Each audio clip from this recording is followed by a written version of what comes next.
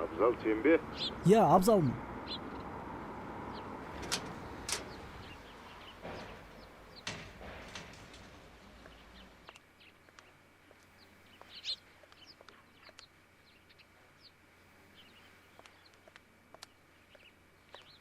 Папа, Ау, үйге қонақтар келген ба? жоқ. Кімнің машинасы мынау? Ұнайма не? Қатты ұнайды осындай машина. Қатты ұнайма не? Папа, шыныңды айтшы, кімнің машинасы?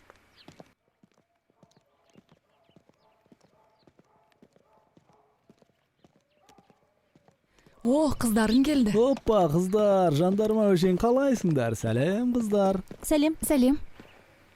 Жақсы. Ал қыздар, құтты болсын, кәмелет жасына толып балалар үйінен шығып жатсыңдар. Рахмет. Талайдан бері ойда жүрген жоспарым бар еді, соны іске асыруым керек.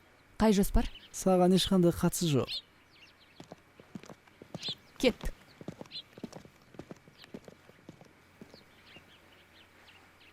Қысқасы, бүгіннен бастап бірге болуымыз керек. Кешір, Арман, менің уақытым жоқ.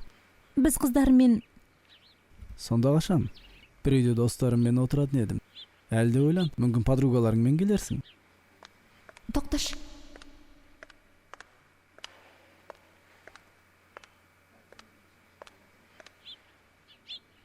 Арман, сен... Еңілік. Біреуі уже дайын тұр ғой. Жарайды, қалжың. Реті келгенде өзім айтамын. Көп кешіктірме. Білесің ғой. Кешіктіргенді жақтырмайтынымды. Иә, білемін. Еңілік, мен сені күтем. Жаным-ау, бәрібір сені жақсы көремін ғой. Енді осы жерде тұрамыз. Үйрене бер. Жүрші. Болсаңшы. Әйгерімге не дейін, айтшы. Арман не дейді? Не дейді, айтшы? Не деуші еді? Отыр шасайық дейді. Барамыз ба? Жоқ. Қойшы. Ал балам, ендеше қатынаса, бүгінен бастап бұл машина сенікі. Сенің туған күніңе, балам. Шынында да ма, папа? Иә. Рахмет, папа. Игілігіңе, балам, игілігіңе. Рахмет. Ал, айда. Папа, ендеше достарыма барып қайтсам бола ма? Қайда барсаң сонда бар, бірақ балам қатты айдама. Жарайды, папа. Ал, Рахмет. жолың болсын, балам.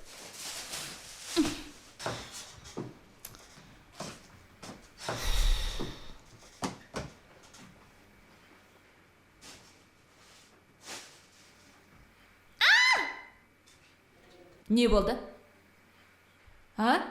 Не болушы еді, мынау ғой? Арман отырысқа шақырды. Мынау бармаймыз дейді. Лаура, өзің барғың келе ме? Бара бер. Мен барам. Мен бармаймын. Барам. Қыздар, болды. Өзі шәуле болып қаласын осындай кезде. Лаура, сен де түсінбейсің бе? Арманның еңлікке қалай сөйлегенін көрдің бе? Ладно, қойшы, болды, түсіндім.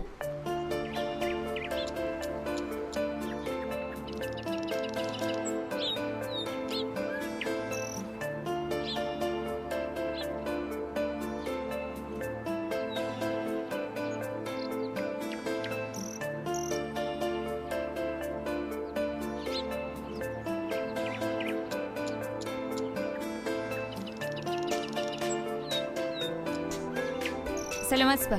Саламатсыз. Саламатсыңдар ма, қыздар? Не аласыңдар? Не аламыз? Қане?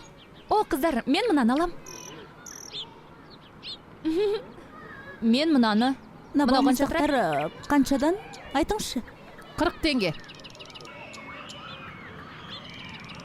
Енді әркім өз өміріне өзі жауап береді. Солай ма, Әйгерім? Әйгерім, ау. Еңлік. Ту, қыздар, с вами так скучно, не ойлап келе жатсыңдар? Болашақты. Осы қыздар, кім болғыларың келеді? Мен мысалы, жоғарғы оқу орнына түсіп, заңгер болуды армандаймын. Мен бе? Колледжге түсіп, мұғалім болғым келеді. Қыздар, ақшасы аз профессияны не істейсіңдер? Мен мысалы, бизнеспен айналысқым келеді. Иә. Астымда машина, үстім тола алтын. Үлкен үйім болса ғой, не жетсін? Лаура, ол үшін оқу керек. Ту, Әйгерім, оқымай-ақ болуға болмай ма? Арманның отырысына бармаймыз ба? Лаура, жоқ дедім ғой. О, қыздар, аттракционға мінеміз бе? О, кеттік, за мой счет. Кеше сол жерге барып қайттық. солай.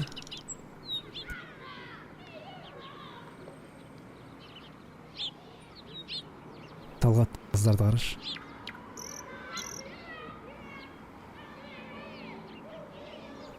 Жақсы екен.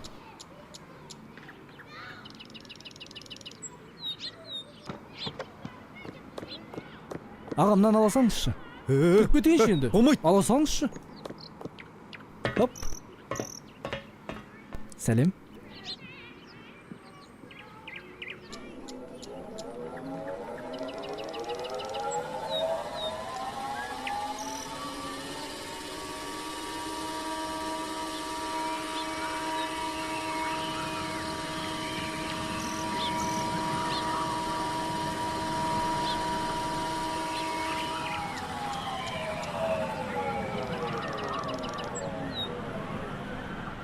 Қарындас, не болды сізге? Басым. Не болды сізге?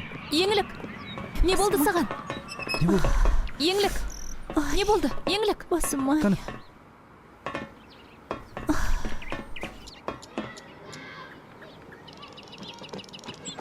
Не болып қалды? Талғат, берші суды. Жігіттер, көмектескендеріңе рахмет. Оқасы жоқ. Иә, нағыз жігіттер сөйтеді. Ал қыздар, мүмкін танысып қоярмыз. Әрине, Лаура, Талғат, Әйгерім. Абзал. Еңлік. Абзал, бізге шұғыл кету керек. Қыздар, мүмкін ертең осы жерде жолығармыз. Әрине. Қыздар, қарсы болмасаңдар, сендерді шығарып салайық. Жоқ, біз әлі қыдыра тұрамыз. Жарайды ендеше. Бауырым, Ау, еңліктің бейнесі көз алдымнан кетер емес. қой шей. Иә, шын айтам. Сүйіп қалған сияқты. Ғашықпын, шын ғашықпын сол адамға. Мен болмасам болмайын, соламам ба? О тәңірім, неткен жан қайрылмайтын. Жүрегі еттен бәлде, қол адам ба?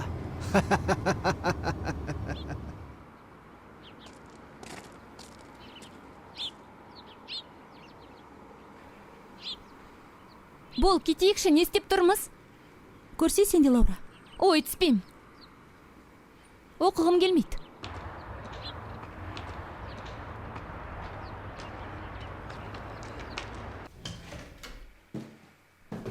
Сәлеметсіз бе?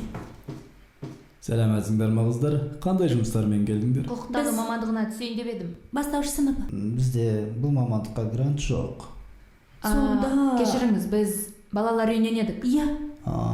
Егер сондай болса, бізде университетте жеңілдіктер қарастырылған. Оқуға түсуіңізге болады.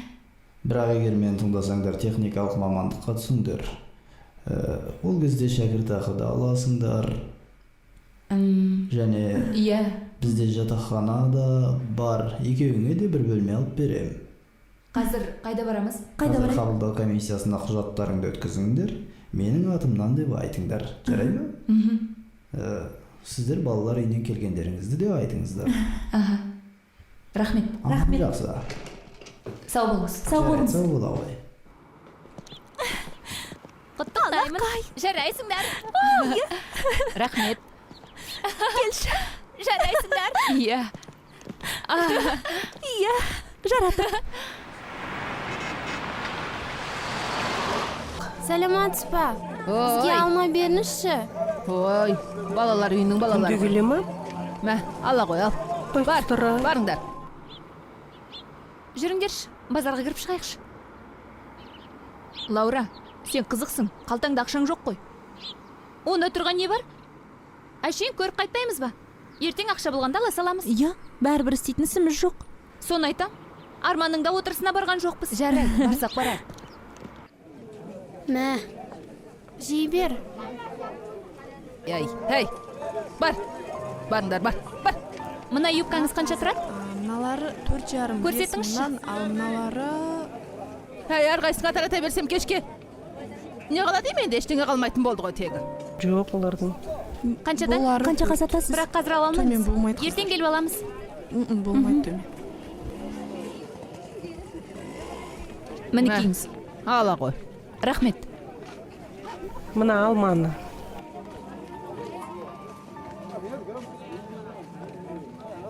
Сендер балалар үйінен қалай шығып жүрсіңдер? Аулада ойнап жүріп кетіп қалдық. Енді ол жақтан шықпаңдар. Жолда өте қауіпті. Жарай ма? Мен сендерге өзім алма әкеп берем. Жарайды. Жарай ма? Алдамайсыз ба? Алдамайым. Сендер маған уәде берсіңдер, енді балалар үйінен шықпаймыз деп. Жарайды. Уәде береміз.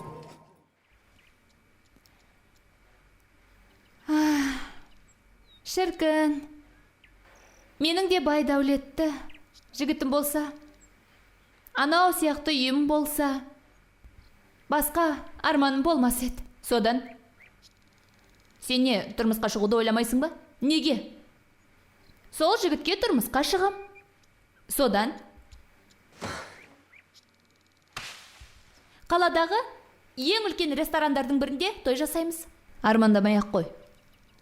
Біріншіден, тең-теңімен деген. Байдың баласы сен сияқты, ата-анасы кім екенін білмейтін, жоғары білімі жоқ, жұмысы жоқ, тастанды қызға үйленбейді. Неге? Жұмыс табам. Базарға шығам. Ең болмағанда мейрамханаға барып ыдыс жусам да, жұмыссыз қалмаспын. Егер де баршаның тағдыры сияқты, біздің де ата-анамыз болғанда, жоғарғы оқу орнына түсіп, біз де қалаған адамымызға тұрмысқа шығар едік. Сенің де ойың белгілі болды, данышпан. Мен бәрібір де тұрмысқа шығам. О, какие люди! Сәлем, Лаура. сәлем. Қалайсыңдар? Жақсыңдар ма?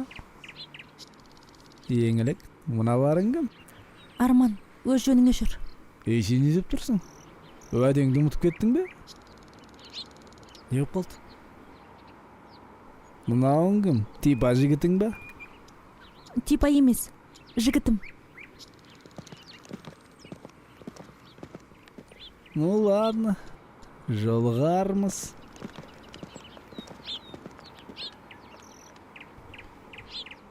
Сені жігітім дегеніме ренжіме.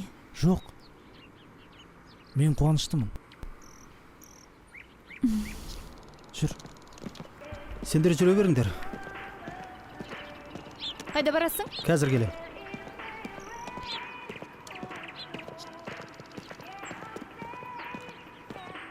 Абзал, паркте жүрген жақсы ғой, бірақ кең далаға шомылуға барып қайтсақ қалай қарайсың? Бұл ұсынысыңа мен қарсы емеспін. Бір-екі күннен кейін жексенбі. Еңлік қалай қарайды екен бұған, Мен қарсы емеспін. Ура! Мәнекей қыздар, алыңдар. Охо, Мынау саған, рахмет. мынау саған. Рахмет. Талғат, Хм? жексенбі күні көлге баратын болдық. Сен білесің ғой, Әрине. Ендеше менен сюрприз. Лимузин дайын.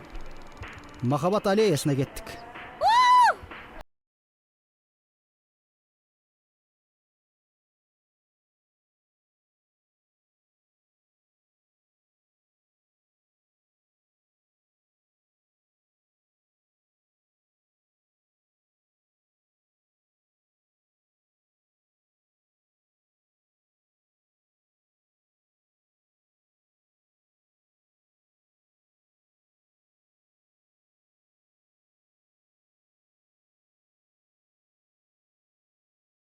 Рахмет.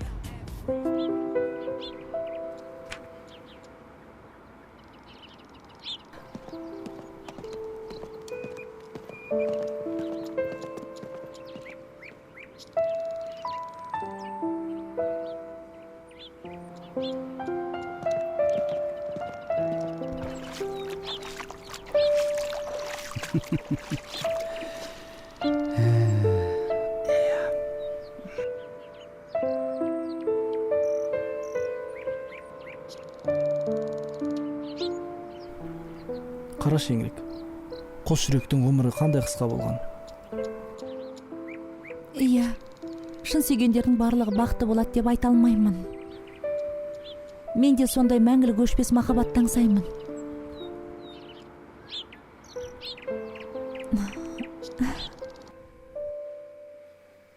Білесіңдер ме? Мен анама ақсаймын. Иә, сенің әке шешең жол апатынан қайтыс болған. Қолыңда суреті бар. Бізде суретте жоқ. Ал біз болсақ, бұл жерге қалай келгенімізді білмейміз.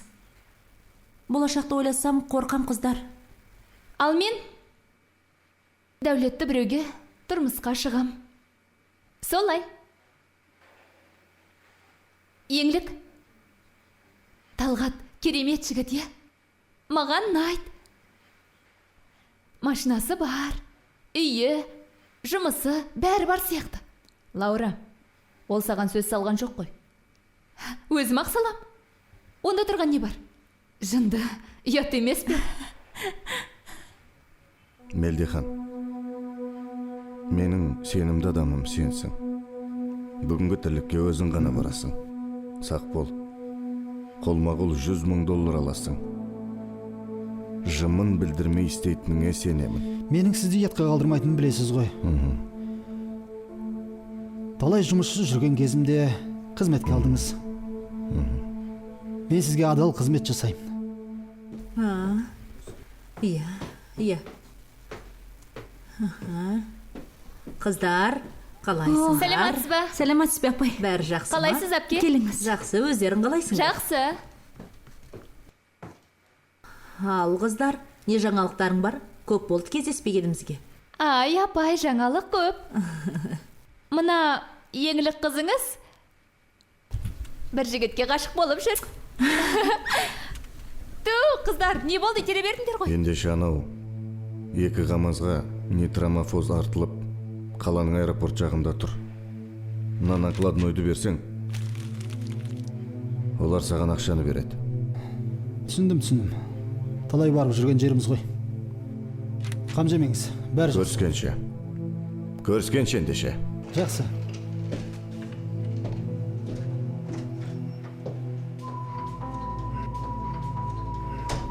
Барайын ба?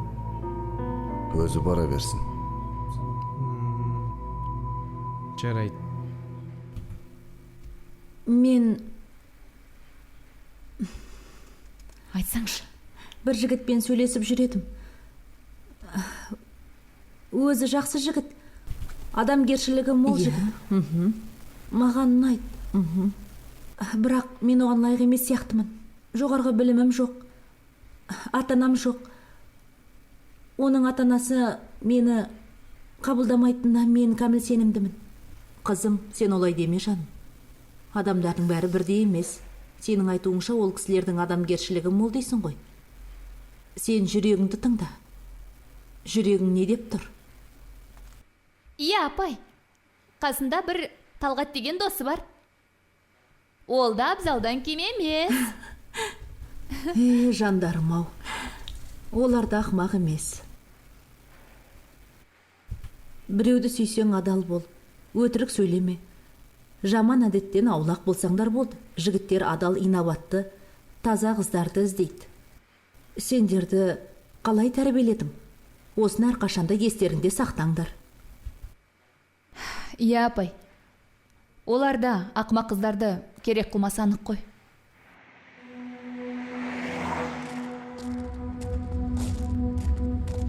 Ассалаумағалейкум. Уалейкум.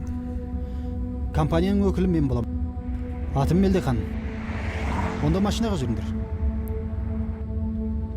Жүр. Біз ақшаны Мелдеханға бере берек па? Түсінікті, жақсы. Кеш жарық, мама. Көңілдісің ғой, балам? Иә, әрине.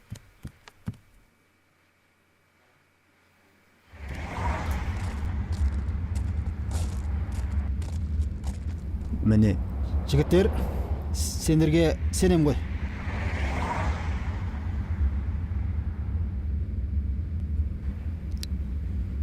Әлі талай кездесеміз. Жолдарың болсын.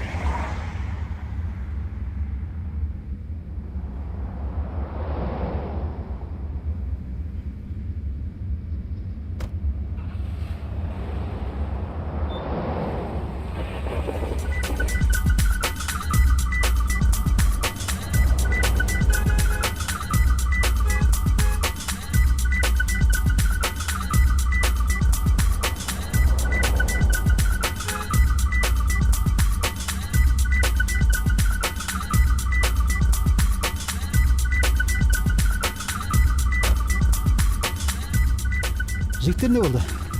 Жол полиция инспекторы. Құжаттарыңызды көрсетіңіз. Құжаттарым машинада қазір. Алып берейін. Не істедіңдер? Не жазығым бар еді?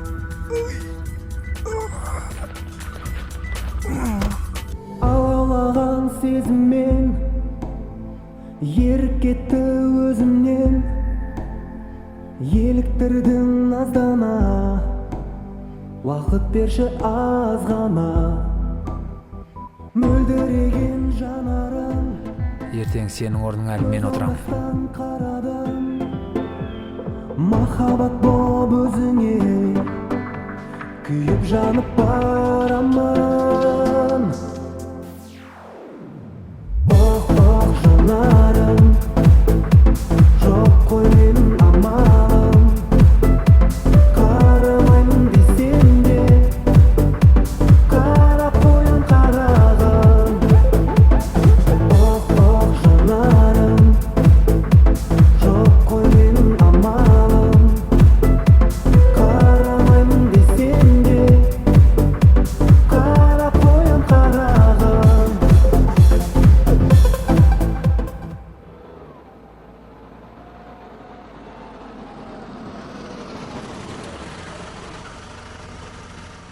Лаура! Талғат, сен сәл күте тұр. Біз қазір киініп дайындалып жатырмыз. Шығамыз. Күте тұр. Жарайды, тездетіңдер.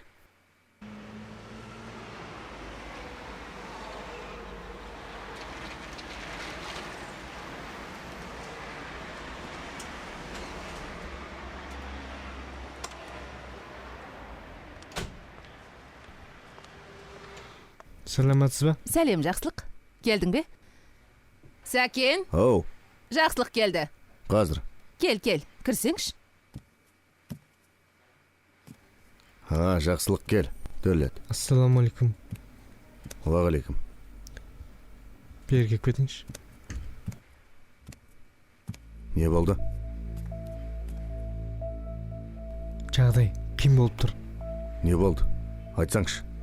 Мелдехан Не Мелдехан? өлтіріп кетіпті.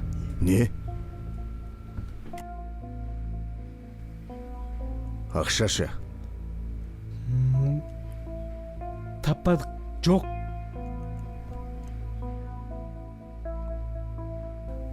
Бәрі бітті де. Ана Болатқа не бетімді айтам? Не деп айтам? Іздестіріп жатырмыз. Бар тезірек шыға бер. Күтіңдер мені. Жарайды.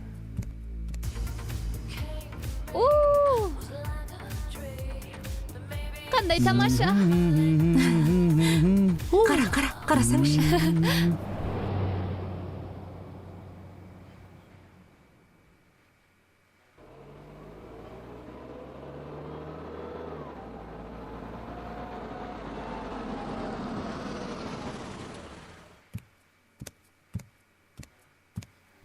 Сарбай, шай ішпейсің бе? Ішпейм. Саған не болды? Жүзің өрт сөндіргендей ғой. Не болып қалды? Сен ана Мелдехан танушымен. Иә. Ол ана жұмыс барысында қазаға ұшырапты. $100,000. Қайда кеткенін ешкім білмейді. О бала, шеттей бала шағысы білетті, обал болды ғой. Сұңқылдамаш. Одан да анау балаңның не істеп жүргенін білесің бе? Жоқ, не істеп жүр екен? Не істеп жүр екен? Ана біздің демалыс орнымызда күніге қыздармен ойын сауық құрып жүр. Қазір мен бір жерге барып келемін. Сен тезірек дайын отыр. Жарайды.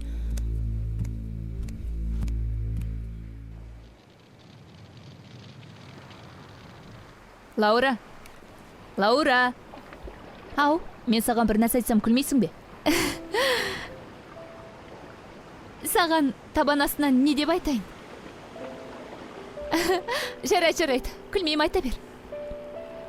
Қараш, мына самал желдің сипағаны дәл анамыздың алақанның сипағаны сияқты. Өте нәзік, жұмсақ. Ал мына көлше дәл әкеміз сияқты кең, алып. Мына дала, мына табиғат дәл біздің үйіміз сияқты. Ыстық ұямыз сияқты. Әйгерім, сен өз әке-шешеңді білесің. Ал менің әкем кішкентай кезімде қайтыс болып кетті. Ал шешем өзі келіп тастап кеткен. Маған бұл сезім жұмбақ.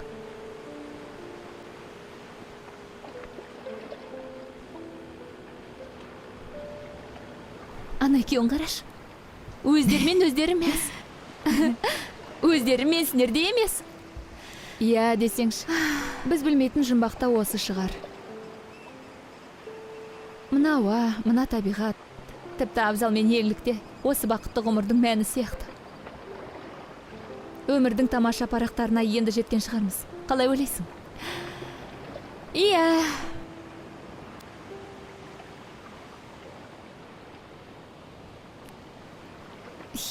Талғат не істеп жатыр екен? Білмеймін. Қайдан білейін? Ей, кеттік. Мүмкін кәуап дайын болған шығар. Кеттік.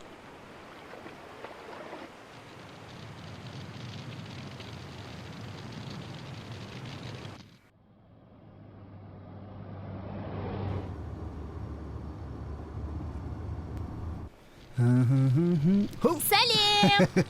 Сәлем. Саған көмек керек емес пе? Көмек керек болса, Қазір. мен жаныңдамын. Не? Дәл келдің.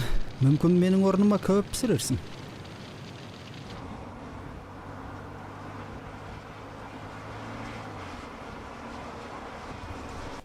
Мүмкін сенің орныңа отынды да жақып берермін. От жағуда қолыңнан келе ма? Ей, от жағу ғана емес. Мә, ұста. Өнерлімін де. Солайды.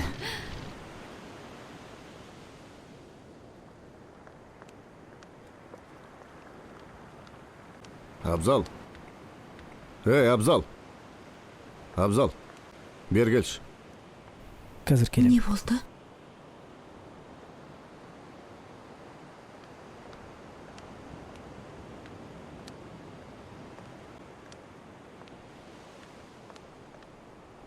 Балам, сен ана мамаңмен қыдыра тұршы. Мен ана қасыңдағы айдай арумен кездескім келіп тұр. Жарайды, папа. Жақсы.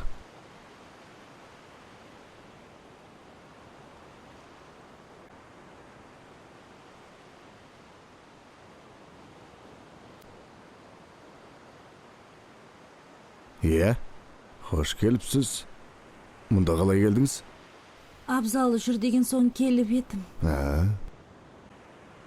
Мына осы жігіттермен шомылып жүргеніңді әке-шешең біле ме? Жоқ, мен өзім келдім. Әке-шешем жоқ. Сонда әке-шешесіз жетім өстің бе? Туыстарың бар ма? Кімнің қолында тұрасың?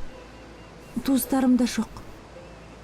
Мен қыздар мен балалары үйінде өстім. Тастандымын де. Мама, мен оны сүйем. Мама, айтыңызшы, ода тұрған не бар? Айтыңызшы. Балам, жарайды. Мен ол қызға табалдырығымызды аттатқызғанымен әкеңді білесің. Бір бетке адам өз дегеннен қайтпайды. Қызым, сен мен ашық сөйлесек ендеше. Мен баламның бақытты болғанын көргім келеді. Сен өз әке-шешеңнің кім екенін білесің бе? Қай елдің қызы боласың? Айналайын, сен әп-әдемі сүйкімді қыз екенсің. Жаныңа не керек? Ақша? Квартира ма? Мүмкін мен саған машина берермін? Машина. Бұдан кейін бар ғой. Менің анау баламның қасына жолаушы болма. Мен оның бақытты болғанын күтемін. Сен тастандысың. Өз теңіңді тапсаңшы. Сөйт. Бұдан былай мен Абзалдың қасынан сені көрмеуші болайын. Мам, ода тұрған не бар екен, а? Ол қыз жайында білсе, қыздың да өмірінің күл талқанын шығарады ғой. Сен осы жайында ойландың ба? Әлі де болса ойлан, балам. Мен оны сүйемін. Менің баламды мазалама дедім ғой. Мазалама. Бар.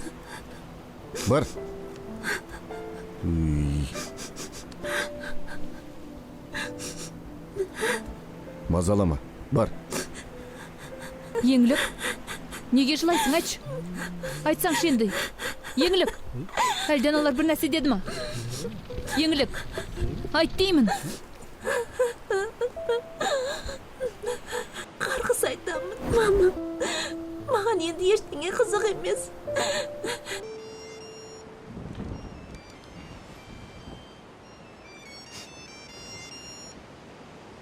Алло, да. Қайда жүрсің ей? Бір шаруалармен бәке, мына сыртта жүредім. Тез кел маған. Тез жет. Жарайды, тез жетуге тырысамын. Бөгде біреулердің бізді осылай қорлағанына неге төзуіміз керек? Естігіміз келген осы сөз беді? Сол жігіттің саған сай еместігін біле тұра, неге жоладың, неге? Айтшы! Қалада бір шаруа шығып қалды, тез. Қане, тездетіңдер. Саған не болды? Түрің бұзылып кетіпті ғой. Сұр жылан шақты. Түсінбедім. Жыланың не? Мен сен үшін жауап беремін, балам. Сенің әр тірлігіңе мен қашанға дейін қадағалаймын. Біріншіден, енді бұл жерге қыздармен келуіңді қой. Екіншіден, ол сенің теңің емес, сен әлі жассың. Сондықтан бар ғой, өмірдің ақ қарасын ажырата алмайсың. Ертеңгі күні менің айтқанымның бәрін түсінесің, балам. Ол тексіз. Жоқ. Мен үшін шешім қабылдаудың қажеті жоқ. Мен жас бала емеспін. Қаласаң да қаламасаң да әңгіме осы. Әкесі кім, шешесі кім екенін білмейсің. Нашақор ма, маскүнем бе, ертең одан қандай бала туады? Соны ойладың ба сен? Мен сенің әкеңмін. Әкеңмін сенің. Сен менің әкемсің. Бірақ мен сені әке ретінде ешқашан сезінген емеспін. Тоқта болды. Бүгінге дейін еркелеп келдің. Енді еркелігіңді қоясың. Қыздар, шашлык дайын. Яғни кәуап. Рахмет шашлығыңа.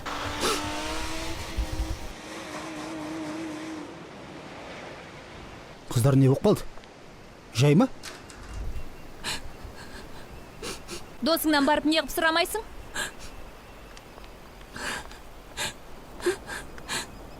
Неге жылап отырсыңдар? Сенің ойың жүзеге асты. Бізге әкең жақсылап тұрып сазайымызды тартқызды. Ал сен...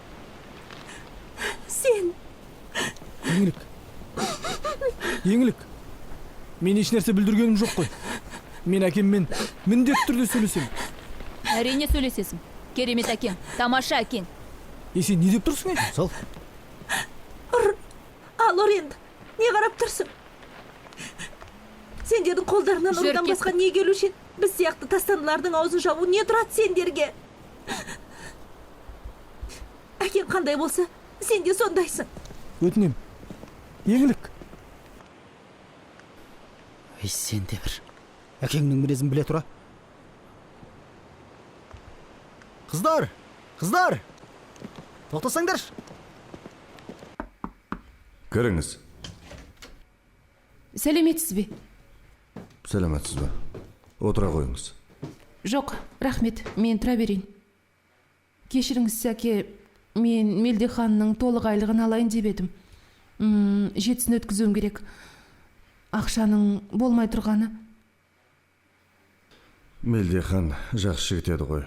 Адал, таза, жұмысқа берік. Жатқан жері жайлы болсын. Айтқаныңыз келсін. Гүлмира, Мелдехан компаниядан қанша ақша алып кеткенін білесің бе? Жоқ, білмедім.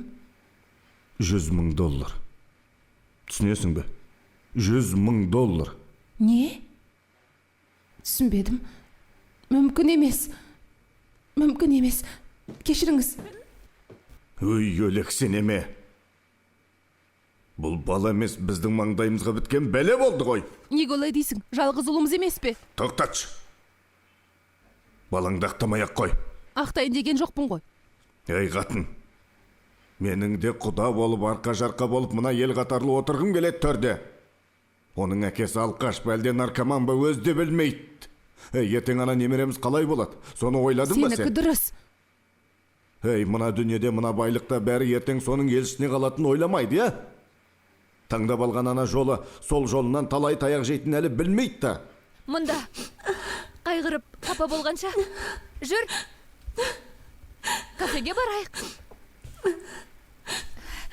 Жігіттердің барлығының есінен алдырып, билейміз, көңіл көтереміз. Жігіттердің барлығы артымыздан итше жүгірсін. Мына дүниенің қызығына бөледейік. Біздің беймәлім анамыздан қай жеріміз кем? Ертең есейгенде біздің жолымызды қосын деп тастап кеткен шығар. Жоқ, қыздар. Қайткенде де Доғар! Мұның арты жақсылыққа апармайды. Доғар! Сенің пәлсапаң жетпей тұр еді. Өз ақылың өзіңе. Өздерің білдір. Мен бармайым. Жарайды. Көрсін мына өмірдің шыжығын, қиыншылығын. Мен енді оған кедергі жасап жүрсем, бұдан бұлай оның өміріне араласпаймын. Болды, жетер. Одан да мен қазір барып тынығып алайын. Мазамдалушы болмаңдар.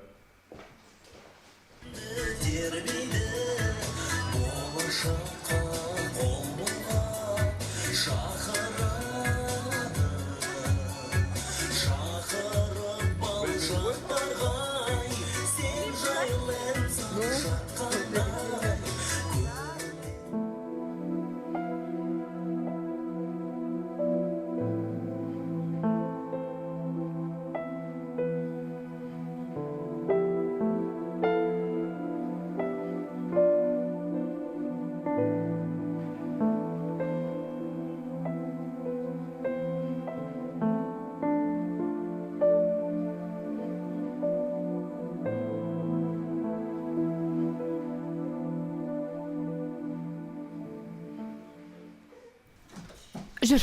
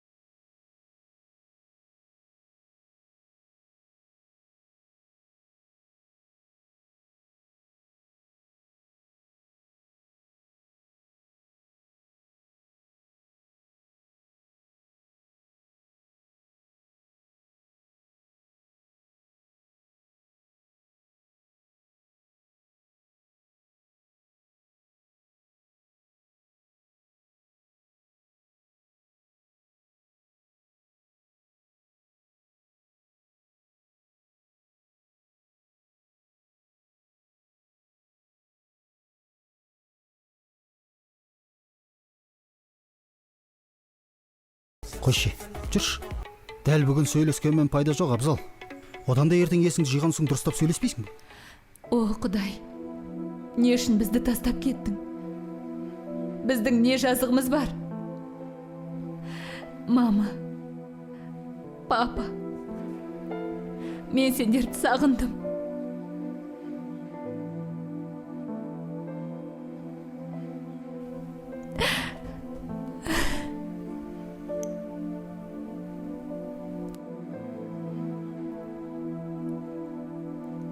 Мама, өмір сүргім келмейді менің. Мен барайыншы сендерге.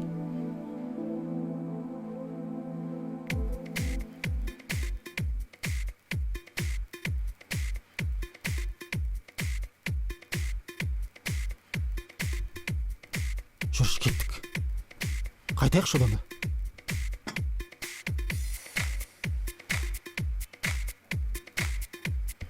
Жүр, кеттік. Тұрш. Жүр, кеттік. Тұрш. Болды. Сен машинаға бара бер. Мен қазір еңлікке бір-екі ауыз әңгіме айтайын, сосын барам. Тез Уайымдама.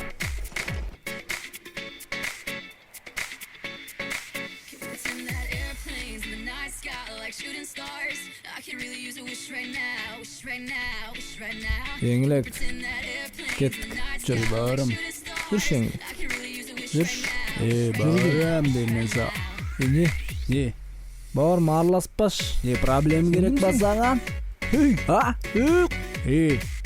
Қойсыш. Проблем керек па дейм. Араласпа деймін саған. Еңлік. Не? Абзал, саған не болды? Абзал, мұның несі? Еңлік. Ал енді жігіттер, біз қайттық. Арман, еңлік мас. Ертең сөйлесерсің. Еңлік менімен барады. Еңлік үйге барсын. Еңлік менімен барады. Сен балалар апаршы. Жоқ, Арман. Жоқ, Арман. Жата тұр, Еңлік мас. Ертең сөйлесесіңдер. Жетер.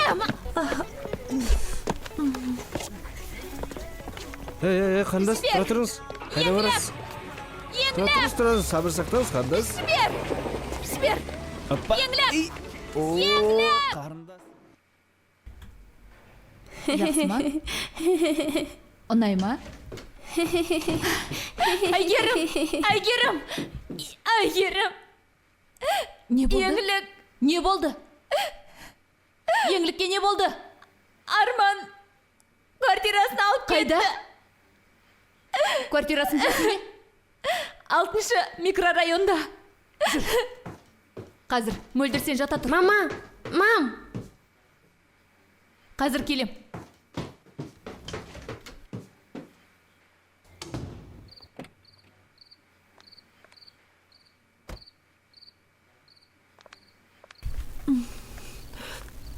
Canım sol.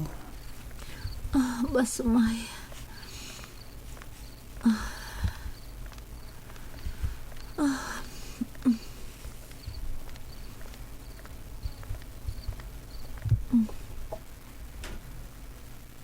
Ne yapıp dursun? Kır beri. Kır canımı. Маған енді бәрібір.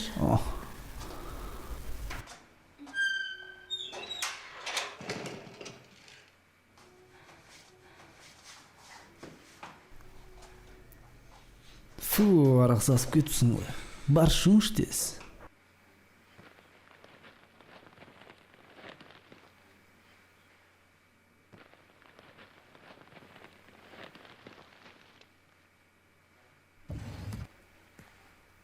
Мама? Қайда жүрсің? Баламна, түріңе. Саған не болды? Мама. Сағатқа қарашы қанша болды? Қайда жүрсің? Мама. Мен неге осым өз махаббатыма қосыла алмайым? Әкең естіп қояды. Тыныш, әкең естіп қояды, жүр.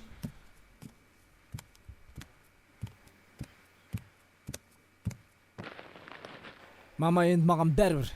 Мен ештеңені ойламайым. Ішем, шегем, еш нәрсе ойламайым. Неге олай дейсің, балам? Сен әлі-ақ мен мақтан тұтатын азамат боласың. Жоқ, мама. Маған мұндай өмірдің керегі жоқ. Айғайлама, әкең мұндай ұйықтап өмір жатыр. керегі жоқ. Мама, менің әкем тас жүрек. Ол ештеңе түсінбейді. Құлыным, олай деме. Қандай болса да әкең емес пе? Әкеңнің алдына әлі де барып көрейік. Мүмкін жүрегі жылып батасын бере. Жоқ, мама. Ол тас жүрек адам. Ол еш нәрседен ойламайды. Мама, ол батасын бермесе бермей-ақ қойсын. Бірақ мен бәрібір еңлікке үйленем. Жарайды, жат, демалшы. Дәл қазір еңліктің қандай күйде екенін түсінесің бе, мама? Өтіп жүресің. Мен сені түсінем, балам.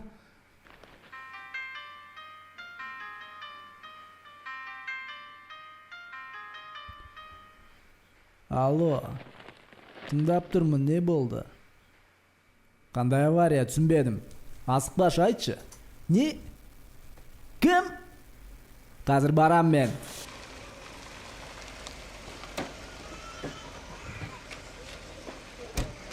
Жүр.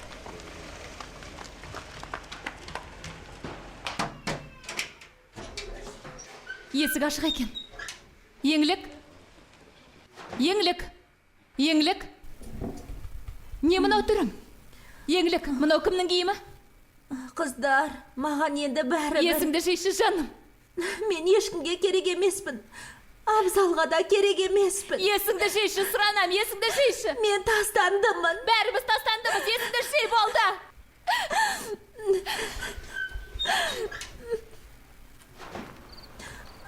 Алло, Талғат, сен қайдасың? Мен қазір барам.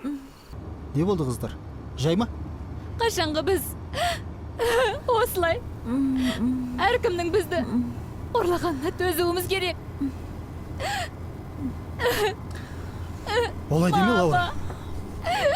Ата-анаң, арқа сүйер ағаң болмағаны қандай қиын бұл өмірде. Лаура, жылмаш. Содан былай мен саған арқа сүйер аға болам. Қойшы енді, жылмаш енді болды.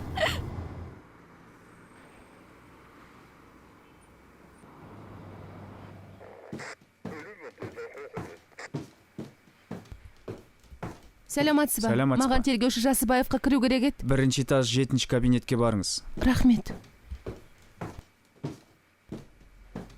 Сізге Бимурзаевтың әйелі көтеріліп барады.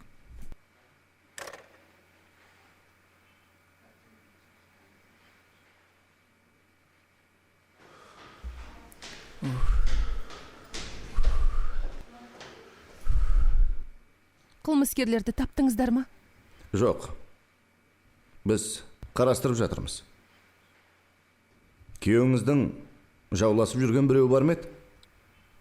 Жоқ. Менің білуімше жоқ.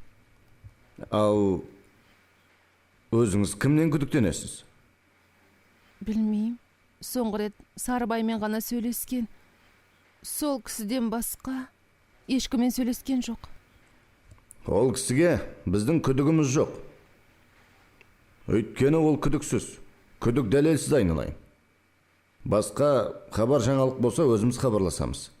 Сіз бара беріңіз. Жақсы.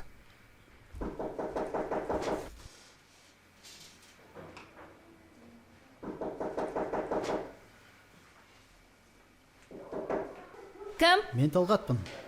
Лаура.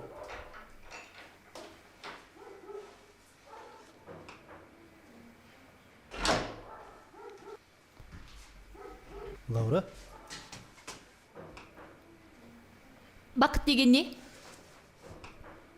Өмірде өз орныңды тауып, біреуге керек екеніңді сезіну. Ал сезбесе ше? Оны білмедім.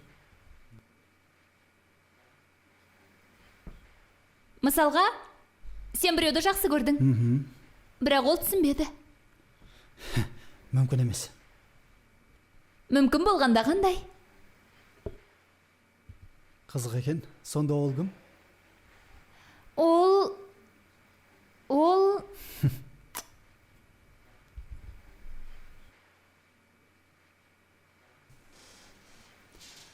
Тағы да кеш, тағы да ұтылыс. Отан ана, деп өсірді арысын, ал арысы қорғайды ел намысын. Сияғымнан қылған аманатым сол, үй жоным сол, ойналып қана кетейін. Эфирде Ақтау бағдарламасы, кезек шығарылымызды Қостанай қаласынан жалғаймыз. Сәлематсыз ба ата? Көп жаса қылқан. Келдің бе? Өлтірген адамдар табылды ма екен? Жоқ ата, қазір тергеушіден келдім. Іздестіріп жатыр екен. Тапсақ айтамыз дейді. Халқам, тас түскен жеріне ауыр деген. Бірақ табылып та қалар, кім білет? Бірақ өлер бала өлді. Одан да тіршілігімізді жасайық. Жақында қырқын өткізуіміз керек қой. Иә ата. Онда соған дайындық жасайық. Сен мен түсінбедің. Менің айтайын дегенім, Айтпай-ақ қой. Бәрі түсінікті. алдымен алға қойған мақсатыма жету. Ол қандай мақсат? Бизнесімді бір жүйеге түсіру керек. Жүйеге түсіру үшін маған сенің көмегің керек. Рас па? Шын жанашыр, менің мақсатымды сезінетін сен ғана, Лаура. Онда әкел қолды. Айтпақшы, Абзал ішімдікке салынып кетті. Оқуды да, үйіне қонуды да қойды. Есілдерді еңлікте қалай болса да табысу керек еңлікпен. Осыған дос ретінде қол ұшын бермесек? Енді өзі кінәлі ғой? Жоқ, бұған әкесі кінәлі. Шешесі түн ұйқысын төрт бөліп баласын күтіп отыр. Маған айтқан аманаты еңліктің достарымен достарын тауып сөйлесші деп еді. Солай де. Онда мен еңлікпен сөйлесейін. Сендер ертең келіңдер. Рахмет жаным. Менің сөзімді жерге тастамайтынын сезгенмін. Рахмет. Көріскенше. Сен шығарып салайын.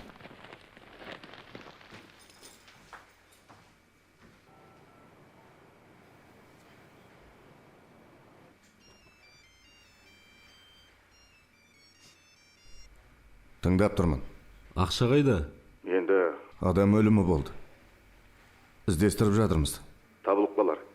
Басымды қатырма. 2 сағаттан кейін менің алдымда болатын бұл. Қазір барам.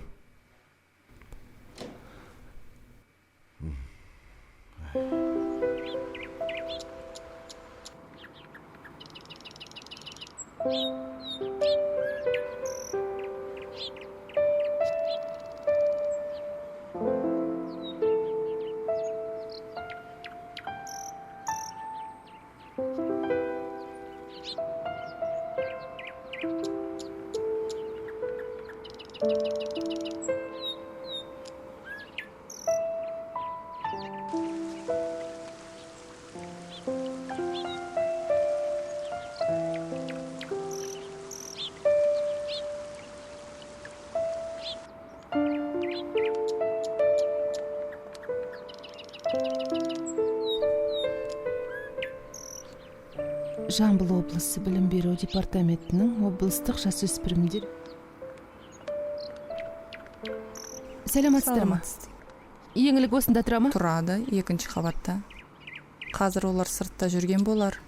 Рахмет. Азамат, кешегі түсіңді Әйгерім әпкеге айтпайсың ба? Қойшы, ұяламын. Қысылма, айта ғой. Айтшы. Сіз таудың басында тұрып, Азамат мөлдір деп айқайладыңыз. Иә. Сізге қанша жүгірсек те жете алмадық.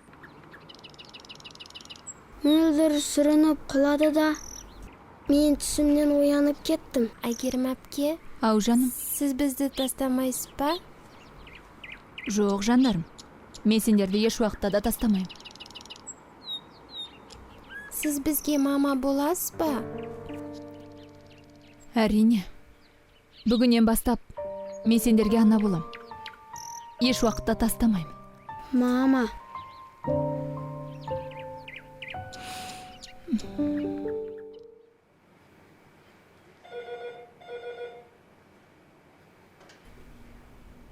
Тыңдап тұрмын. Кірсін.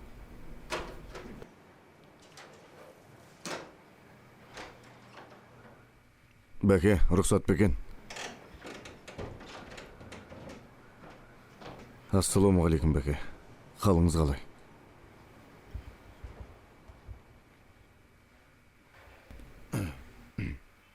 Ақша қайда?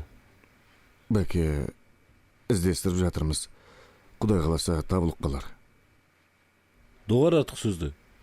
Мен саған 12 сағат уақыт берем. Еткізбесең, өзі балың өзіңе. Неғып отырсың? Жұмысқа кірс. Жарайды, бәке. Жақсы.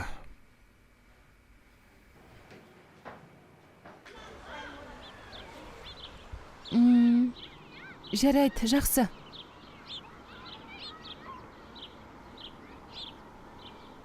Иә.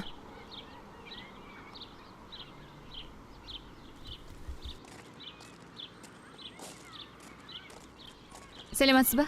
Сәлем, қыздар. Айта беріңіз. Жүрші қалқам. Өзіңмен сөйлесейін деп келдім. Мен Абзалдың анасымын. Білем. Сізге не керек? Еңлік, біз кете берейік. Мен ананың мейірімін, әкенің махаббатын көрмей өскенмін. Ана деген ұғым мен үшін жат. Сізге айтарым, егер Абзалдың әкесі секілді мені жәбірлеуге келген болсаңыз, кете беруіңізге болады. Олай деме, қызым. Жоқ. Құдай куә. Абзалды мәңгілікке ұмытамын. Одан алыс жүремін. Біз сияқты тастандыларға бұл өмірде оңды орын жоқ. Олай деме, қызым. Құдай куә, мен сендердің бақытты болуларыңды тілеймін. Аналық ақ батамды беруге келдім. Сен маған. Бәрі жақсы болады. Абзал да келді. Сәлем. Сәлем. Сәлемат па? Сәлем, Еңлік. Мен сендерге аналық ақ батамды беруге келдім, балам. Бақытты болыңдар.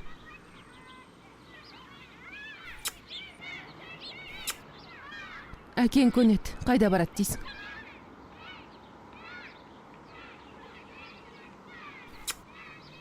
Рахмет саған, мама. Ой, сендер де бір. Абзал.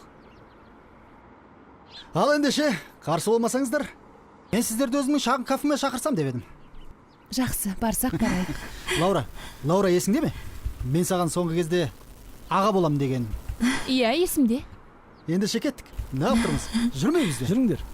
Жүріңдер. Кеттік.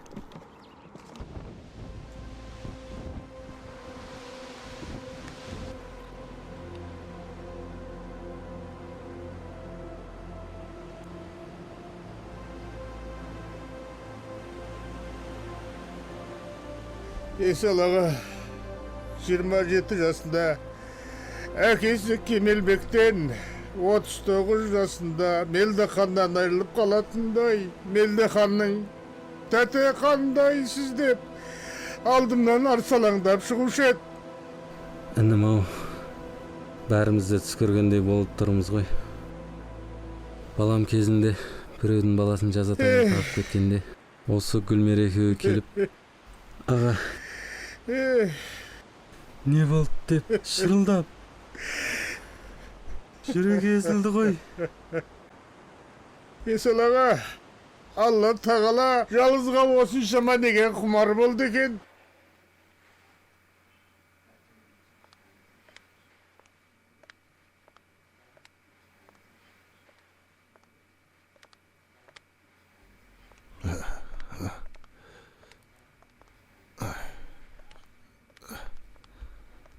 Не болды, бауырым?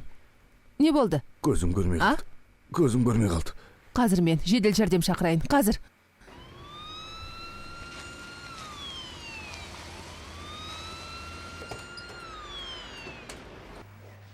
Да, то же самое. Закрываем прямо. Свет видите? Нет. Чтобы убедиться, что же все-таки произошло у вас глазами, нужно до обследования. И вам придется полежать недельку, дней 10 или 2 до обследования, чтобы точно установить ваш диагноз. Пожалуйста, обследуйте меня хорошенько. Я вам заплачу хорошо. бәрі де дұрыс қой. Замандас бауырым еді. Амал қанша ағалар Мелдеханның басына барып дұға оқып қайтайық. Молданы шақырып едім. Ол да келіп қалды.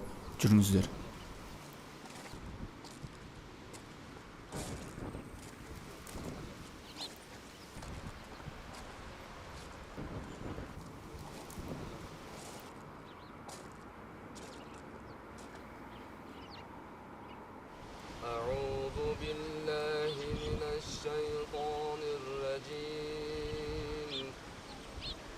بسم الله الرحمن الرحيم ياسين والقرآن الحكيم إنك لمن المرسلين على صراط مستقيم. О, қандай керемет. Менің кафем осы. Жайғасып отырыңыздар. О, Досым, абзалдың құрметіне. Алло, Қыздар не ішесіңдер? сәлеметсіз ба? Алып отырсайшы. Не? Қыздарға құйсайшы соқтан. Мен Не қазір болыпсың қарап? жетем. Көмектесеші маған. Мама, тыныштық па? Әкең шақыртып жатыр. Сендер отыра беріңдер, өздерің. Жарайды.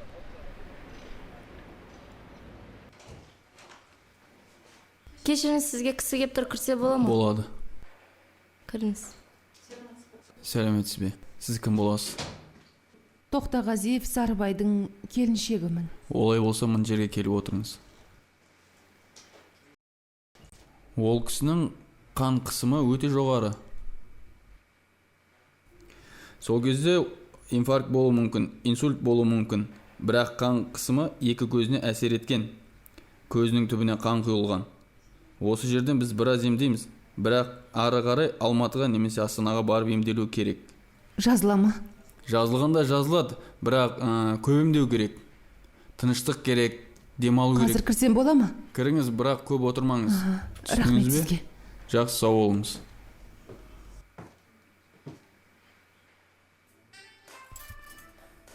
Лаура, менің саған деген тосын сыйым бар еді. Бүгінен бастап осы кафені мен жоқ болған жағдайда өзің басқарасың. О, жарайсың. Рас па? Иә, өзім көмектесім, қорқпа. Рахмет саған, Талғат. Бұл өңім бе, түсім бе? Арманың емес пе? Иә. Бүгінгі дәрістегі бауыр ұғымының экологиялық, этнолингвистикалық және Кім? Бұл кім? Мен ғой, Айгүл. дүниеде бір ағаш бар. Айгүл.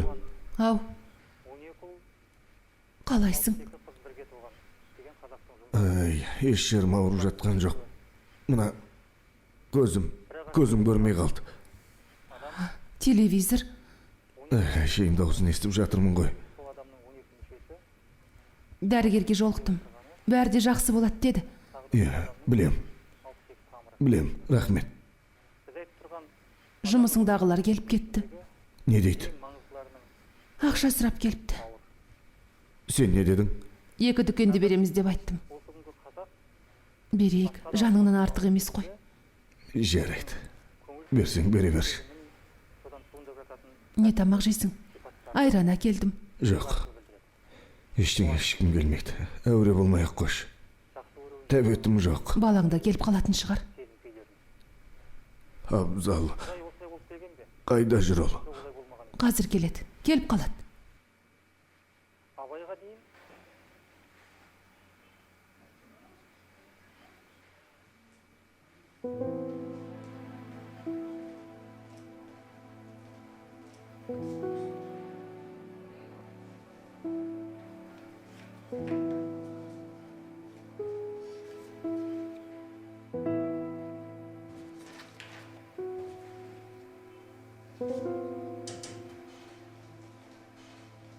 Не болды, Гүлмира, көмек керек па? Мына кісіге қарай тұршы, мен қазір келем.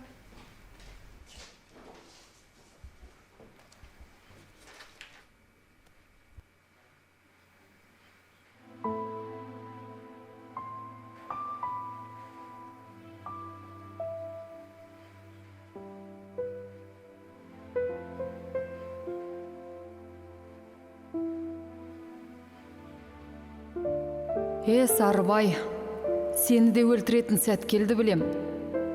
Мен қалай зарласам, сенің де отбасың солай сорлайтын болады әлі. Қыздар, сендер отыра тұрыңдаршы, мен қазір келем.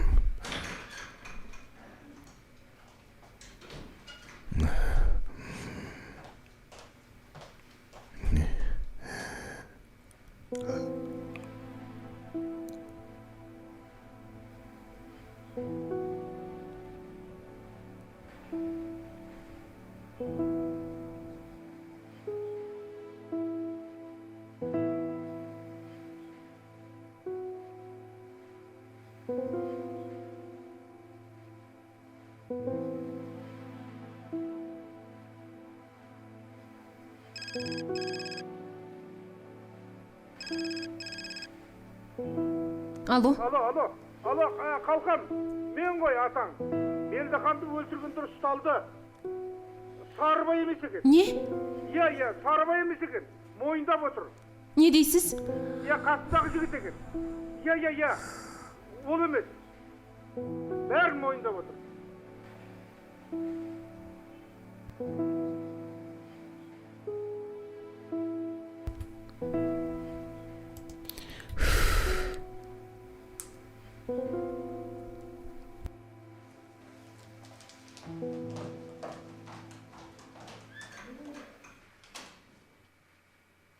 Сарыбай ақшаны тапты ма? Жоқ. Өзінің және әйелінің атында жазылған 2 дүкенді түгелімен бізге беретін болды. Онда оған тимеңдер. Онсыз да 2 көзінен айырылып отыр. Ол біздің күнәміз емес. Құдайдың жазасы. Соңғы кездері Құдайын ұмытып құтырып кетіп еді. Талайлардың көз жасына қалған рас.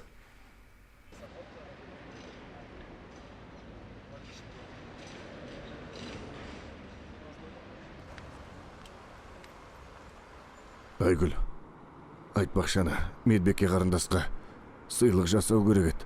Неге? Енді осы күнге дейін маған жақсы қарады ғой. Қараса бөтен емес қой, ол Мелдеханның келіншегі ғой. Жүр. Мелдеханның келіншегі? Жүр.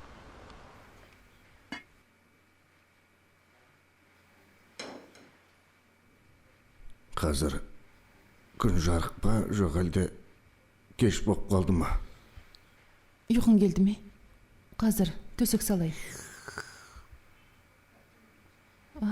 Балаң келді. Мама? Келе ғой. Абзал. Кел, жүріңдер. Абзал. Папа. Келе ғой. Папа, мен мұндамын. Абзал, айналайын балам, бақытымды таптым деп қуанып ең. Мен оны қоштаған жоқпын. Маған ренжімеші балам. Маған ренжімеші. Одан да келінді осы үйге алып келсеңізші. Алып кел. Папа, ол қазір осында жанымызда ғой. Қайда? Қайда? Қолыңды берші. Ой, айналайын.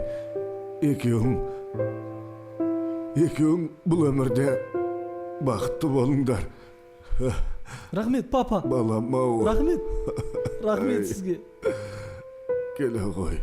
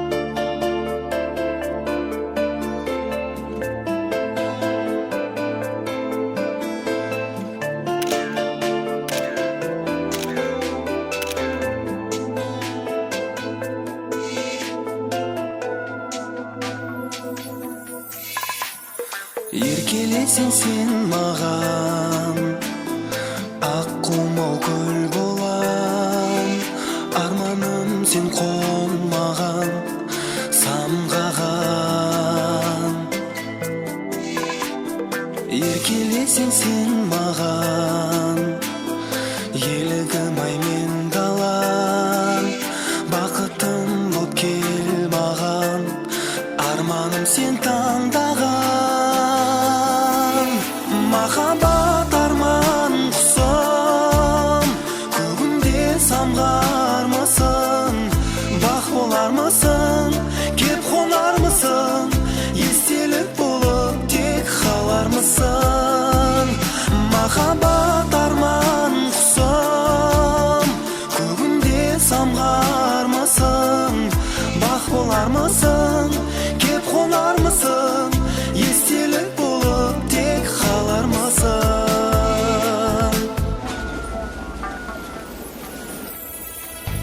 Еркелесең сен айым, мен жұлдызың болайын, жарық қосып сәулеңе жанайын. Еркелесең арай күн, көкжиек боп қараймын, шуағындай арайлы бар әлемге тараймын. Махаббат арман құсым, көгімде самғармысың, бақ болармысың, кеп қонармысың, естелік болып тек қалармысың.